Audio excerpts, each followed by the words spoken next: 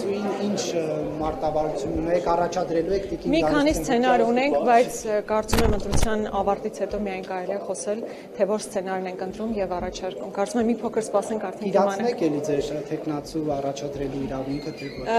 Եվ իրացնելը եւ չիրացնելը սցենարների մեջ կան, այսինքն կհասկանանք ընտրության արդյունքների ամփոփումից հետո վստահաբար կասենք ինչ ենք անում։ Թեկնածու տիկին Ագնեսա Խանոյան թեկնածությունը։ Ունենք մեր թեկնածուն, առաջադրել ենք տիկին Գալստյանին ու վստահ ենք ոչ որևէ այլ թեկնածու չի առաջադրվել։ Իշխանության ներկայացուցիչներին որոշում ունի կողմ-դեմ։ Հա, յուրաքանչյուր անգամ հայտարարել ենք, որ չենք մասնակցելու իրենց քվեարկությանը։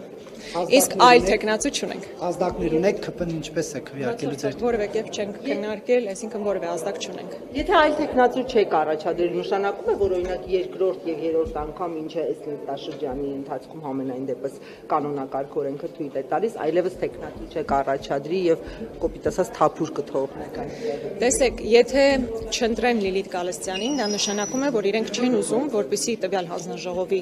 ղեկավարը լինի ընդդիմադիր ներկայացուցիչ։ Խնդիրը անձի մեջ չի, նշանակում է քաղաքական դիրքավորում ունի իշխող մեծամասնությունը։ Այդ պատճառով է, որ մենք մտածում ենք թեկնածուի փոփոխության հարց ուղղակի չի կարող այստեղ քննարկվել։